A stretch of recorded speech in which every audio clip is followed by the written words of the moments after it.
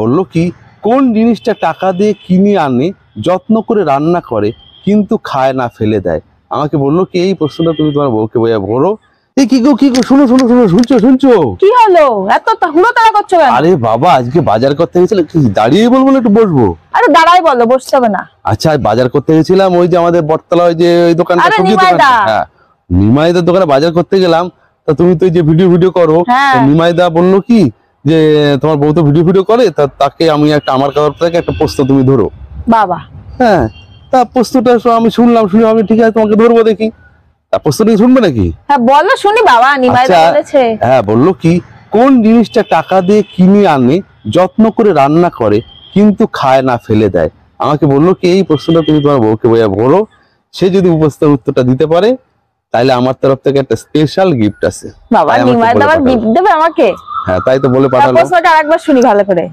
কোন জিনিস টাকা দিয়ে কিনে আনে যত্ন করে রান্না করে কিন্তু খায় না ফেলে দেয়? কোন জিনিস টাকা দিয়ে কিনে আনে যত্ন করে রান্না করে আবার খায় না ফেলে দেয়? এমন কোন জিনিস হয়? আমিও রাস্তা থেকে আসার সময় অনেক ভাবতে এলাম, দেখি পারে কিনা। আমারও মাথায় খুব একটা আসছে না কোন জিনিসটা রান্না করে ফেলে খায় না ফেলে দেয়, আমি মাথায় আসছে না। আমরা তো যাই টাকা দিয়ে কিনি সবই তো খাই বা ব্যবহার করি, এমন কিছুই তো করি। আমাকে আবার বললো কি যে প্রশ্নটার মধ্যে উত্তরটা লুকিয়ে আছে। বাবারে বাবা, এটাও বলে দিল যে এটাও কুলু তোমাদের আমি দিয়ে দিলাম, প্রশ্নটার মধ্যেই উত্তরটা লুকিয়ে আছে। বাবা কি কঠিন প্রশ্ন করলো। আরেকবার ভালো করে মাথাটা খাটাই, তুমিও খাটাও দেখো বলো। কোন জিনিস টাকা দিয়ে কিনে আনে যত্ন করে রান্না করে কিন্তু খায় না ফেলে দেয়? টাকা দিয়ে কিনে আনে যত্ন করে বসি দাও একটু বসি। বসো বসো। কোন জিনিস টাকা দিয়ে কিনে আনে যত্ন করে রান্না করে কিন্তু খায় না ফেলে দেয়? কি হতে পারে বলো? আমি তো মাথা আসছে না আমার। ফেলে দেয়? দেখো তুমি একটু চিন্তা করে দেখো কিছু মাথা আসছে কি? এটাই তো ভাবছি, টাকা দিয়ে কিনে আনে বা যত্ন করে রান্না করে কিন্তু খায় না ফেলে দেয়, এটা আবার কি ধরনের প্রশ্ন করলো নিমাইদা? আমি তো বুঝতেই পারছি না কি হতে পারে বলো তো। ভাবনার বিষয় কি বন্ধুরা, তোমরা যদি একটু পারো কমেন্ট করে জানিও। আমিও কিন্তু চিন্তা করছি। এত প্রশ্ন ভিডিও করে উত্তরটা যে নিমাইদাকে না বলতে পারে এটা বেস্টি ব্যাপার বলো। সে তো ঠিকই বলেছো, নিমাইদা ভাববে কোন রকম করে কাটিয়ে চলে আসছি, কিছুই পারে না। তারপর আমি তো কোন রকম করে কাটিয়ে চলে আসছি। ভাবলাম যে নিমাইদা আমার একটু কাজ আছে বলে আমি ছাটাবার চলে এলাম। আমি যে পারছি না সেটা তো বলা যাবে না। আমি তোমাকে পরে এসে ঠিক আছে বদিকে শুনবো, বন্ধু দিতে পারে উত্তরটা নিশ্চয়ই দেবো, নাহলে আমি দিয়ে দেবো। আমি ওটা ক্রেডিট নিয়ে আমি না ভেবেছি একটা জিনিস, কি বলতো, এটা মনে হয় ঠিক হতে পারে।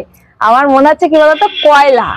কারণ আরে সেদিন রেস্টুরেন্টে গেলাম না আমরা, ওই যে খেলাম না ওই যে চিকেন কি বলে এটা, রোস্ট টাইপের। হ্যাঁ ওইটার মধ্যে তো ওই যে কয়লার ফ্লেভার ছিল, দেয় তো চিকেনের মধ্যে দেয় না? আরে ফ্লেভার আনার জন্য বাকিতে দেখবা ওই যে রান্না হয়ে যাওয়ার পরে দিয়ে একটু ঘি দিয়ে ঢাকা দিয়ে দেয়, একটু আগুন ইয়ে করে, যাতে ওই ফ্লেভারটা রান্নার মধ্যে ছড়িয়ে পড়ে। হ্যাঁ চিকেনটার মধ্যে একটু ফ্লেভার পাচ্ছিলাম, কয়লার ফ্লেভার, ওই পোড়া ফ্লেভারটা যাতে আসে। ও হ্যাঁ তাই তো। বলো তো বন্ধুরা, আমি ঠিক বললাম না ভুল বললাম? তোমরা একটু কমেন্ট করে জানিও, আর নিমাইদাকেও আমি জানাবো। হ্যাঁ তাহলে প্রশ্নটা একটু মিলিয়ে নি কি হলো তাহলে।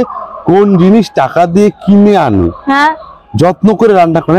রান্নার কাজে কয়লাটা লাগবে ঠিকই তো, রান্নার মধ্যেই তো দিতাছে, আবার রান্না করার খাবারটা খাচ্ছে কিন্তু কয়লাটা ফেলে দিচ্ছে। হ্যাঁ ঠিকই তো। নিমাইদাকে গিয়ে এটা বলবো, আমার কিন্তু গিফট চাই। বন্ধুরা তোমরাও বলবা যে ঠিক হলো কিনা উত্তরটা আমার। ঠিক আছে আমি যাই তাড়াতাড়ি নিমাইদা। যাও এখন যাই।